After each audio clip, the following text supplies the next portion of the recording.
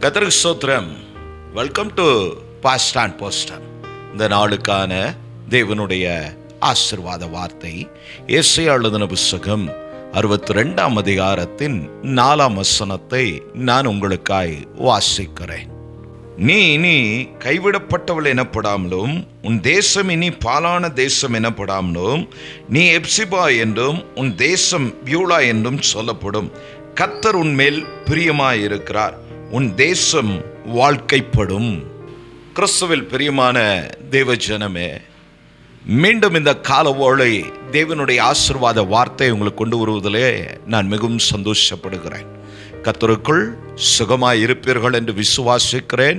தைரியமாய் இந்த பூமியின் வாழ்க்கையை கிறிஸ்துவை சார்ந்து நீங்களும் உங்கள் குடும்பமும் உங்கள் பிள்ளைகளும் உங்கள் சபையாரும் தெய்வ பிள்ளைகள் யாவரும் ஓட நாங்கள் வாழ்த்துகிறோம், உங்களுக்காய் ஜெபிக்கிறோம்.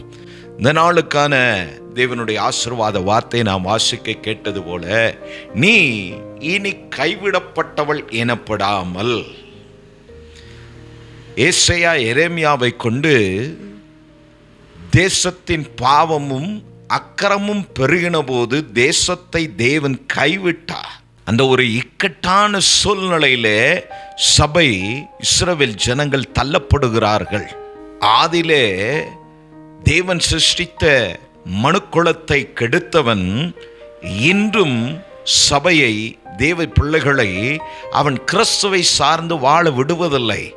அந்த விசுவாச வாழ்க்கையை அவர்கள் ஆத்தும நஷ்டப்படுவதற்கு ஏதுவான சகல தந்திரமான சூழ்ச்சிகளையும் அவன் செயல்படுத்தி கொண்டுதான் இருக்கிறான். அதற்கு உதாரணம் தான் இது. அதற்கு தேவன் சபைக்கு செய்கிற காரியங்கள் என்ன என்பதை அடையாளப்படுத்துகிறது.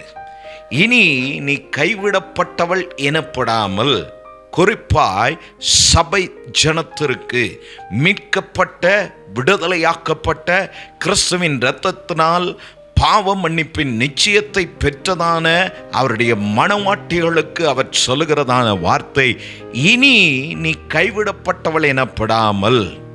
கைவிடப்படுகிற அந்த வார்த்தை நாம் கேட்கும் போதே நம் எல்லாருடைய நினைவுக்கும் வருவது சங்கீதக்காரனுடைய வார்த்தையாகும். என் தகப்பனும் என் தாயும் என்னை கைவிட்டாலும் கர்த்தர் என்னை சேர்த்து கொள்வார் என்று. ஆம் தேவ பிள்ளையே, இந்த கால ஓளை நம்மை அணைத்து கொள்ளுகிற, நம்மேல் அதிகமாய் அன்பு காட்டுகிற, இல்லையெனில் நம்மை மார்போடு அணைத்து நம்மை தைரியப்படுத்துகிற கண்மலையாம் கிறிஸ்து என்னும் தேவன் நமக்கு உண்டு. இந்த சூழ்நிலை மாற்றங்களில் கிறிஸ்தவ வாழ்வு வாழ்கிற நாமே பல நேரங்களில் நம்முடைய தெய்வம் மரித்தோர்ந்து எழுந்தார் என்பதை மறந்து மற்றவர்களைப் போல அங்கலாய்ப்படைகிறோம்.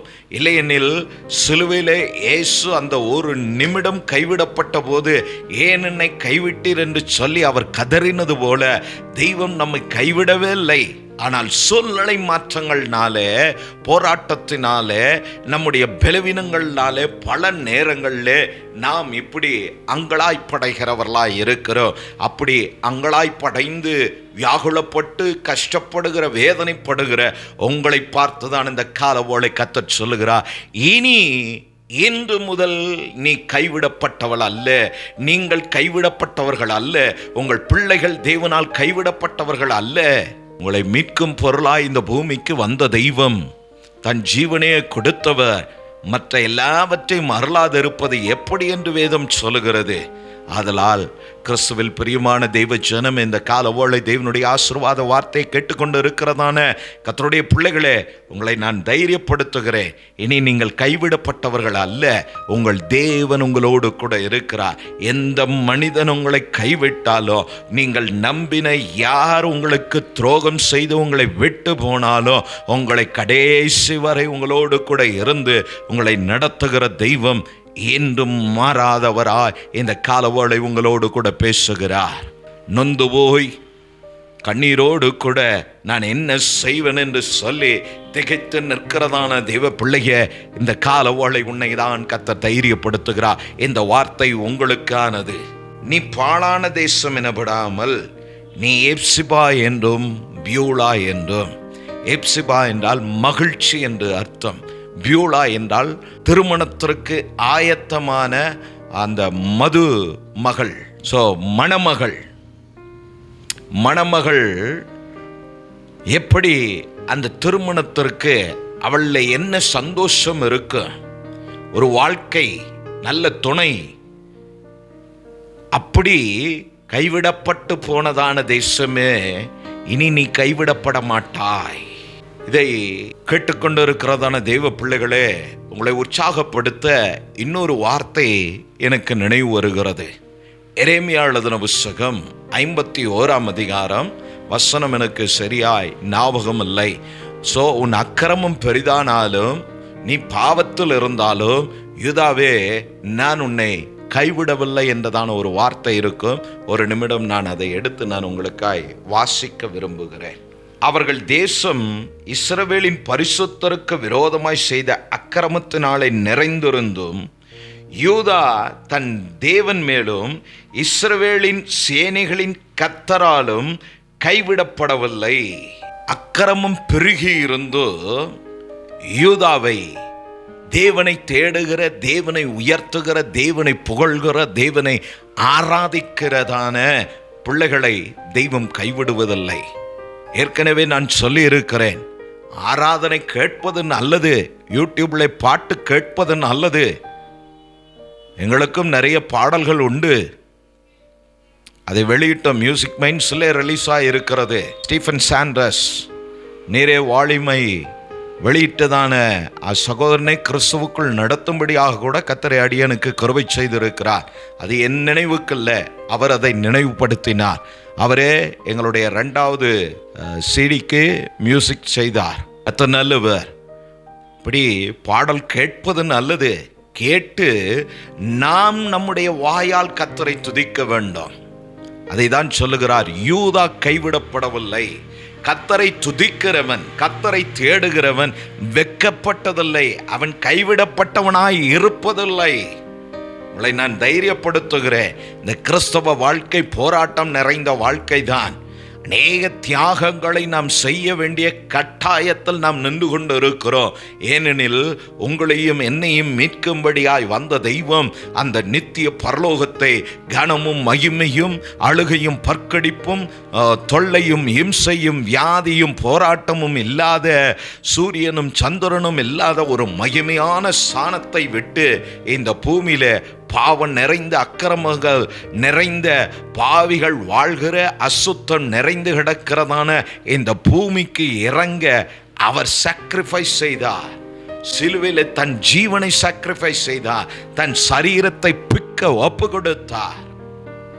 அவரை பின்பற்றுகிற நாமோ சில நம்முடைய ஆசைகள், நம்முடைய எண்ணங்கள், நம்முடைய பகல் கனவுகள், இவைகளை நாம் சாக்ரிஃபைஸ் செய்து கிறிஸ்துவை நோக்கி ஓட கர்த்தர் நமக்கு கிருபை செய்ய வல்லவராய் இருக்கிறார். அப்போஸ்தலனாகிய பவுல் என் நினைவுக்கு வருகிறார். அப்போஸ்தலனாகிய பவுலை இந்த கால ஓலை உங்கள் மனதில் வைத்து கொள்ளுங்கள். அந்த மனிதன் பிறப்பிலே நல்ல குடும்பத்தில் பிறந்து நன்றாய் வளர்க்கப்பட்டான். தேசத்தில் அங்கீகரிக்கப்பட்ட ஒரு புருஷனாக அவன் உலா வரும்போது, அவன் அடையாளப்படும் போது, சபையை அவன் கற்றுக்கொண்டதான அந்த பக்தி வைராக்கியத்தில் அவனுக்கு கற்பிக்கப்பட்ட காரியத்தை கையில் எடுத்துக்கொண்டு இந்த இயேசுவின் நாமத்துக்கு விரோதமாய் அவன் யுத்தம் செய்கிறான், போராடுகிறான். நான் கற்றதுதான் நிஜம் என்று சொல்லி அதை நிலைப்படுத்த அவன் பிரயாசப்பட்டு கொண்டு இருக்கும்போது சடுதியிலே அவன் அப்போஸ்தலர் நடபடிகள் 9ஆம் அதிகாரத்தில் அது எழுதப்பட்டது போல தெய்வம் அவனை சந்தித்தார். அவர் பரமேறி பல நாட்கள் ஆனது. அப்போஸ்தலனாகிய பவுலை அவர் சந்தித்து அங்கே சொல்லுகிறார், நீ துன்பப்படுத்துகிற இயேசு நானே. சபையை அவர் கைவிடுகிற தெய்வம் அல்லங்க. எப்படி உங்களை கைவிடுவா? நீங்கள் அவருடைய சரீரமாய் இருக்கிறீர்கள், கிரயம் கொள்ளப்பட்டு இருக்கிறீர்கள். அவருடைய தியாகத்துக்கு பிதாவாம் தெய்வம் கொடுத்ததான பரிசு நீங்களும் நானும். எப்படி அதை இழப்பார்? நாம் ஒருவேளை அவரை விட்டு விடுவோம். அவர் நம்மை விடுகிற தெய்வம் அல்ல. சாதலால் தைரியமாக இருங்க. நீங்கள் கைவிடப்பட்டவர்கள் அல்ல. உங்கள் குடும்பம் வாழ்க்கைப்படும். வீழ்ச்சியை கர்த்தர் அங்கே ஏற்படுத்துவார். இனி சத்துரு உட்புகுதலும் குடியோடி போகுதலும் உங்கள் குடும்பங்களில், உங்கள் ஜீவியத்தில், உங்கள் வாழ்விலே இராது. கர்த்தருடைய ஊழியக்காரனாய் நான் இந்த கால ஓலை உங்களை தைரியப்படுத்துகிறேன். இப்படி வாழ்ந்துதான் அப்போஸ்தலனாகிய பவுலை கர்த்தர் சந்தித்த போது நான் என்ன செய்ய வேண்டும் அவன் கேட்டபோது கர்த்தர் சொன்னார், உனக்கு உண்டானவைகளெல்லாம் விட்டு என் ஊழியக்காரனாகிய அனனியாவின் இடத்திற்கு போ, அவன் சொல்லுகிறதை செய்யண்டா. தன்னுடைய குடும்பம், தன்னுடைய பேர், தன்னுடைய புகழ்ச்சி, தன்னுடைய அடையாளம், தன்னுடைய வெளிச்சம் எல்லாம் தூக்கி எறிந்தான். அவன் எதெல்லாம் குப்பன்னு சொன்னானோ அதுதான் இன்றைக்கு ஊழியத்திற்கு வருகிற இளம் ஊழியர்களே உங்களை பார்த்து நான் சொல்லுகிறேன். இந்த சோஷியல் மீடியாக்களில் வருகிறவர்களை பார்த்து நீங்கள் ஊழியத்தை தொடங்காதீங்க. அதை விசாரிக்கிறவர் ஒரு நாள் நிச்சயம் விசாரிப்பார். எல்லாரும் ஊழியர் அல்ல, என்னால் தைரியமாய் பேச முடியும். ஏனெனில் 1923 முதல் இந்த ஊழியத்தின் பாதையில் என்னுடைய குடும்பம் பல சபைகளை கட்டி தியாகம் செய்தவர்கள். நான் இதெல்லாம் பேசக்கூடாது என்று இருந்தேன். கடந்த நாட்களில் இதே பெங்களூர் பட்டணத்தில் பாஸ்டர் இமான் ஐயா கர்த்தருக்குள் நித்திரை அடைந்த அந்த தெய்வ மனுஷனுடைய சபை ஆனிவர்சரிக்கு அழைக்கப்பட்டிருந்தேன். அங்கே தமிழ்நாடு ஈரோடை சார்ந்ததான ஜார்ஜ் பால் ஐயா அவர்கள் செய்தி கொடுக்க வந்தபோது அவர் கொடுத்ததான வார்த்தை என்னை திடப்படுத்தினது. நானும் யோசித்தேன், இக்கால ஊழியங்களுக்கு ஏற்றாவார் நாமும் கொஞ்சம் டியூன் ஆகி நம்முடைய வளர்ப்பு நின்று சற்று காலங்களுக்கு ஏற்றார் போல் நம்முடைய ஊழியத்தை கட்டமைத்தால் என்ன என்று சொல்லி நான் யோசித்து கொண்டு இருக்கும்போது அந்த தெய்வ மனுஷன் இந்த 46வது ஆனிவர்சரி கூட்டம் முடிவின் 47வது ஆண்டின் முதல் நாளில் அவர் பேசினதான வார்த்தை, இஸ்ரவேல் ஜனங்கள் எகிப்திலிருந்து வந்தபோது ஏறக்குறைய கணக்கிட்டு அவர் பேசினார். 30 லட்சம் பேரை கர்த்தர் கொண்டு வந்தார்.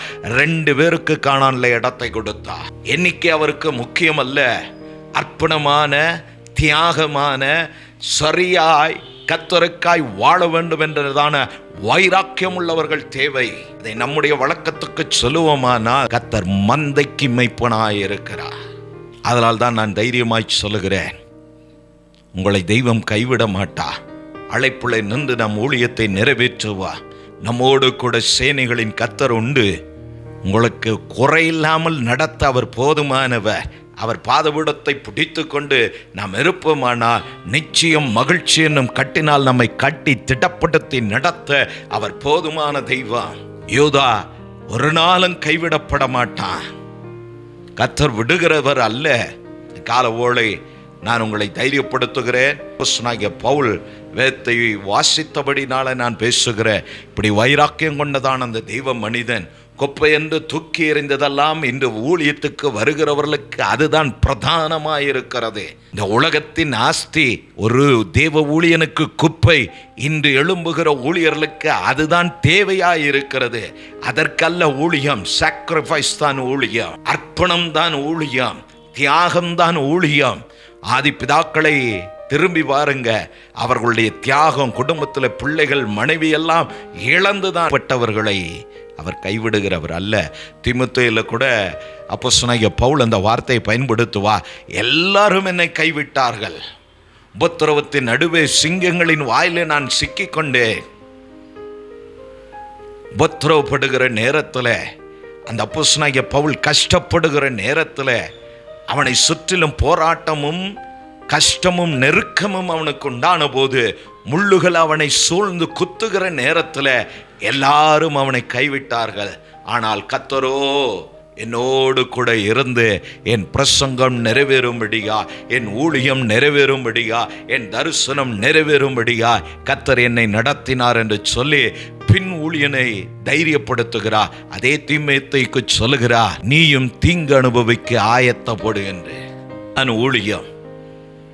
அதனால் அவர்களை இவர்களை எல்லாம் பார்ப்பதை விட வேதத்தை கவனிப்போம், வேதத்தில் இருக்கிற பரிசுத்தவான்களை கவனிப்போம். இல்லையெனில் நம் இந்திய தேசத்தில், இந்த கர்நாடகாவில், தமிழ்நாட்டில், இந்த சவுத் இந்தியாவில் வாழ்ந்த பரிசுத்தவான்களை நாம் கவனிப்போம். தியாகமுள்ள தியாகியான எத்தனையோ அப்போஸ்தலர்கள் இங்கே மடிந்து போயிருக்கிறார்கள் கர்த்தருக்காக. அவர்களை நாம் கவனிப்போம். தோமாவை கவனிப்போம். அப்படி நாமும் நம் குடும்பமும் கர்த்தருக்காய் தியாகம் செய்வோம். நாம் கைவிடப்பட்டாதானே நமக்கு விரோதமாய் சத்துரு ஜெயம் எடுக்க முடியும். நாம் கைவிடப்பட்டவர்கள் அல்ல, நாம் வாழ்க்கைப்பட்டவர்கள், கர்த்தரோடு கூட சேர்க்கப்பட்டு இருக்கிறோம். அதனால் கர்த்தர் உங்களையும் உங்கள் குடும்பத்தையும் இந்த நாளில் மகிழ்ச்சினாலும் சந்தோஷத்தினாலும் நிரப்புவார் என்று சொல்லி வாழ்த்துகிறேன். கண்களை மூடி நாம் ஜெபிப்போம். நல்ல பிதாவே, இந்த கால ஓலைக்காய் ஸ்தோத்திரம். ஆசீர்வதிக்கப்பட்டதான அந்த கால ஓலை ஆண்டவரே, என்னோடு ஜெபிக்கிற ஆண்டவரே, எனக்கு யாரும் இல்லையே, என்னை கைவிட்டார்களே, பெற்ற பிள்ளைகள் கைவிட்டார்கள், கூட பிறப்புகள் என்னை கைவிட்டார்கள், அனாதையாய் நிற்கிறேன் என்று சொல்லி ஆண்டவரே கலக்கமடைந்த இவர்களை தைரியப்படுத்தும்படி அடியேனை பயன்படுத்தினமைக்காய் ஸ்தோத்திரம். என்னோடு ஜெபிக்கிற இந்த குடும்பத்தாருக்காய் ஆண்டவரே, இந்த சகோதரிக்காய், இந்த தாய்க்காய், தகப்பனுக்காய், ஆண்டவரே, இந்த சகோதரனுக்காய், பிள்ளைகளுக்காய் நான் ஜெபிக்கிறேன். யாரெல்லாம் நான் கைவிடப்பட்டு தனிமையில் இருக்கிறேன் என்று உணர்கிறார்களோ, இப்பொழுதே தெய்வ பிரசன்னம், வார்த்தையின் வல்லமை, வார்த்தையின் விடுதலை அவர்கள் தலையின் மேல், அவர்கள் குடும்பத்தின் மேல் இறங்கி உம்முடைய பிரசன்னத்தினால் அந்த இடத்தை நிரப்பி மகிழ்ச்சினாலும் சந்தோஷத்தினாலும் அவருடைய இருதயம் களிகூறும்படியாய் கர்த்தர் கிருபை செய்யும். சங்கீதக்காரன் சொன்னது போல, நான் இளைஞனாய் இருந்தேன், முதிர் வயதும் உள்ளவன் ஆனேன், ஆனால் நீதிமான் கைவிடப்பட்டதில்லையே என்ற வார்த்தையின்படி உம்முடைய பிள்ளைகளை நீர் கைவிடுகிற தெய்வம் அல்ல, இவர்களோடு கூட இருக்கிறீர் என்பதை இவர்கள் இந்த நாளில் எடுக்கிற முயற்சிகள், கையிட்டு செய்கிற காரியங்களை ஆசீர்வதித்து கர்த்தர் பலப்படுத்தும். இவர்களோடு சேனைகளின் தெய்வம், உயிர்த்தெழுந்த இயேசுவின் நாமம் உண்டு என்பதை போகிற இடங்களில் அடையாளப்படுத்த நல்ல சாட்சியை கேட்க உதவி செய்யும். இயேசுவின் நாமத்தினாலே ஆமென், ஆமென்.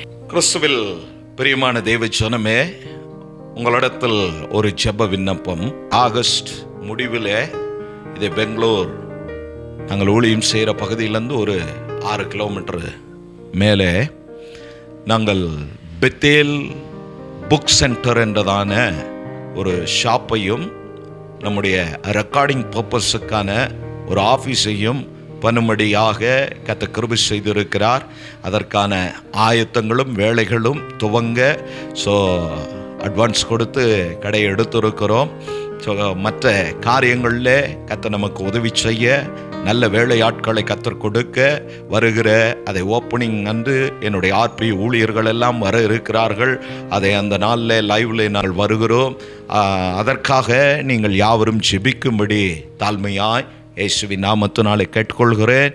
ஒருவருக்காக ஒருவர் நாம் ஜெபிப்போம். கர்த்தர் பெரிய காரியங்களை நம்மை கொண்டு செய்ய வல்லவராக இருக்கிறார். கர்த்தர் உங்களோடு இருப்பாராக. கர்த்தர் உங்களை ஆசீர்வதிப்பாராக. நான் தீர்க்கதரிசி ஏலியா. பாஸ்டர் ஆன் போஸ்டர் சேனலை பார்வையிட்டதுக்கு நன்றி. லைக் பண்ணுங்க, ஷேர் பண்ணுங்க, சப்ஸ்கிரைப் பண்ண மறக்காதீங்க. கர்த்தர் உங்கள் அனைவரையும் ஆசீர்வதிக்கட்டும்.